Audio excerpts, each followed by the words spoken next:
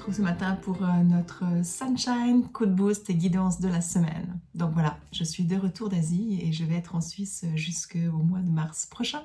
Donc je vais vous retrouver toutes les semaines depuis la Suisse cette fois. Et puis évidemment que je suis super heureuse de vous retrouver.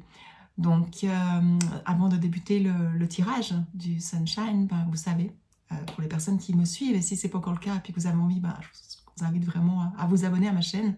Qu'avant de faire le tirage, j'aime regarder un peu la guidance de la semaine que je canalise le matin lorsque je médite et que je demande simplement, ok, quelle est la guidance de la semaine, les réflexions, les compréhensions. Et ça me permet de vous donner un peu de guidance, mais un peu d'enseignement aussi, pour toujours dans le but de vous aider à vous sentir heureuse, sereine, épanouie dans cette période qu'on vit. Donc voilà, ce matin, ce que ça me disait vraiment, c'était de revenir sur les énergies de l'année. Ces énergies... je disais en début d'année, j'avais écrit une newsletter qui expliquait justement ce que je ressentais. C'est une année 8, donc une année avec la force, je dirais. Donc qui nous demande de retrouver vraiment un équilibre, une harmonie, que ça soit tant au niveau de notre corps, de notre cœur, que de notre esprit, pour pouvoir retrouver pleinement nos forces. Quand j'ai vu ça cette année, je me suis dit, ouh là, ça risque d'être une année remuante. Excusez-moi. Je sors d'un refroidissement de mon retour de Bali. Voilà, je me disais que ça allait être certainement une année un peu challengeante. Pourquoi? Parce que ça risquait de secouer un peu le cocotier pour nous réaligner, pour qu'on retrouve nos forces et qu'on soit plus alignés. Et puis, c'était un peu le cas, que ça soit autant personnel que dans toutes les personnes que j'accompagne, que je côtoie. Voilà, donc on a pu être secoué à différents niveaux, que ça soit au niveau physique, au niveau de notre santé, de notre corps. Et puis là, peut-être c'était de se poser la question simplement à quel niveau est-ce que j'ai besoin d'harmoniser mon corps. Est-ce que c'est au niveau nutritionnel? Est-ce que c'est au niveau plutôt physique, de repartir dans le mouvement? Ou bien est-ce que c'est au niveau stress, sommeil, que j'ai besoin vraiment de récupérer? Donc c'est différent pour chaque personne. Mais moi, personnellement, c'est ce qui m'a vraiment motivée à me reformer énormément cette année. J'ai fait 3 formations professionnelles de nouveau. Ce que j'avais dit que je faisais plus jamais. Comme quoi, il ne faut jamais dire qu'on ne fait plus jamais les choses.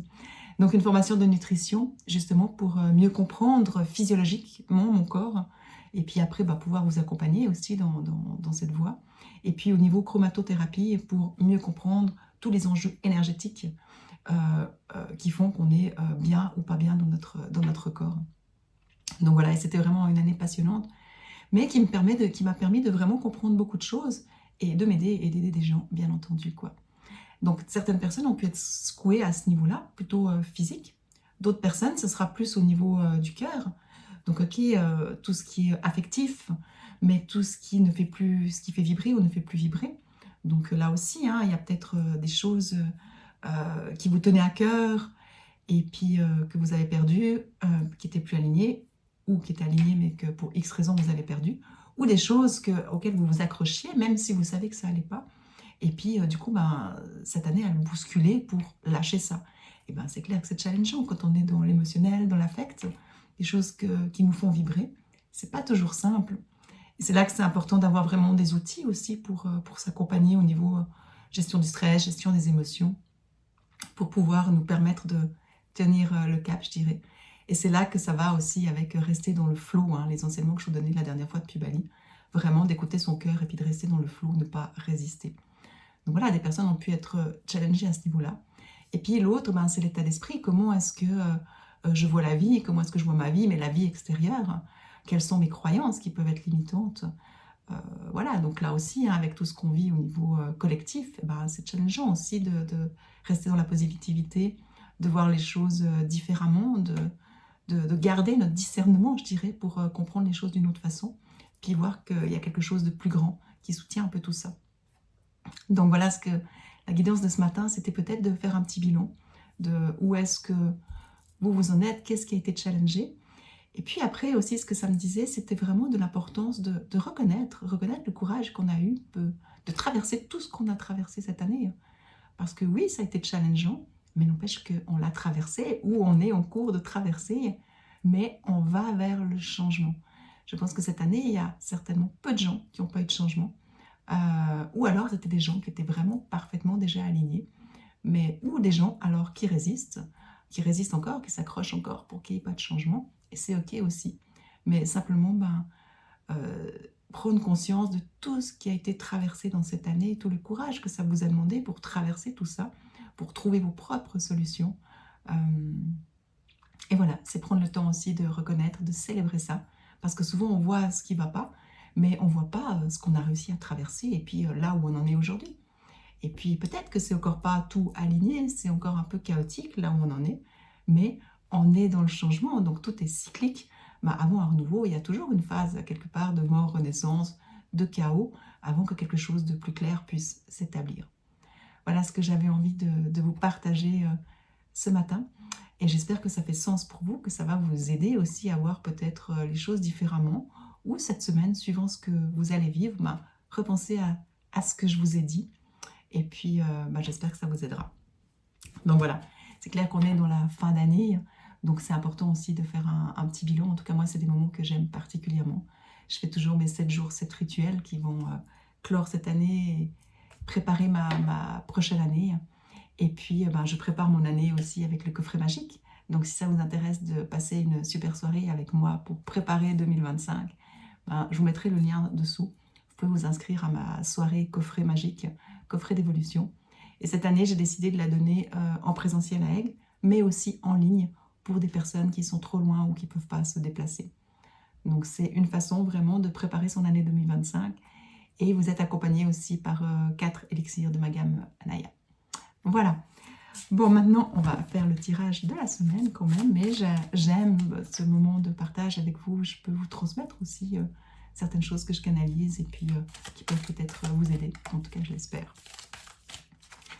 Alors, l'affirmation positive de la semaine. Quelle thématique est-ce qu'on va faire? Lâcher prise. C'est ça que je trouve fou quand même. Chaque fois, moi, je ne sais pas du tout quelle carte je vais tirer, parce que je les brasse maintenant en direct. Mais finalement, les enseignements que je donne juste avant, ils sont toujours alignés avec ça. Et c'est ça que je trouve vraiment magique et qui me motive à continuer ces sunshine.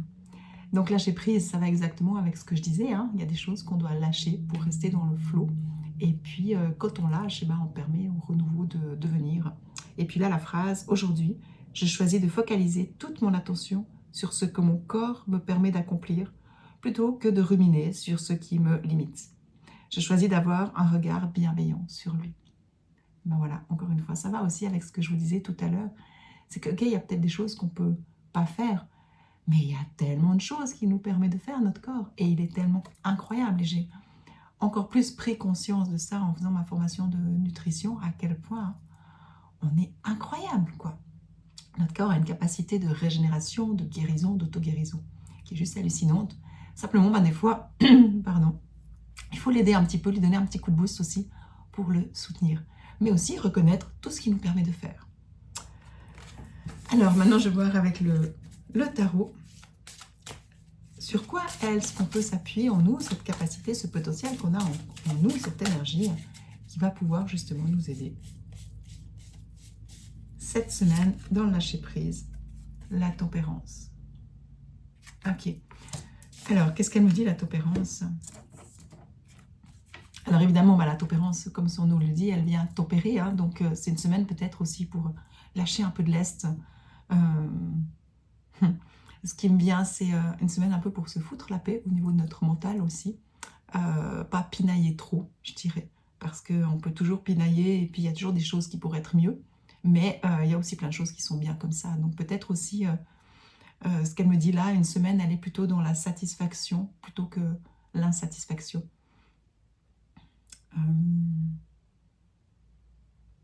Voilà, donc si on parle de lâcher prise, peut-être aussi voir qu'est-ce qu'on garde, les acquis qu'on garde, et puis du coup ça peut nous aider à lâcher prise avec des choses qui peuvent être plus difficiles, mais parce qu'on a moins l'impression de perdre si on est conscient qu'on a acquis quelque chose de par un choix qu'on a fait, une expérience qu'on a vécue, une relation.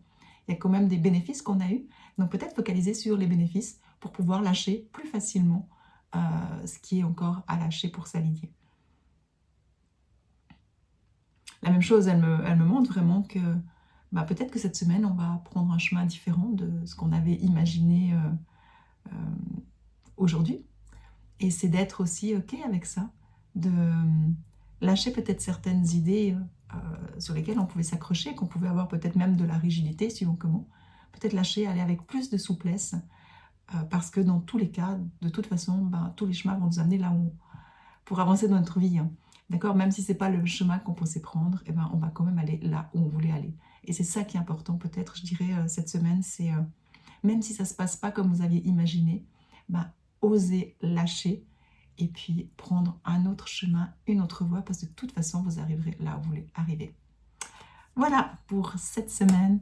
J'espère du fond du cœur que ma guidance vous aura aidé, vous permettra de garder un mindset positif, de passer une merveilleuse semaine. Et puis, on se retrouve la semaine prochaine. Je vous embrasse. À bientôt.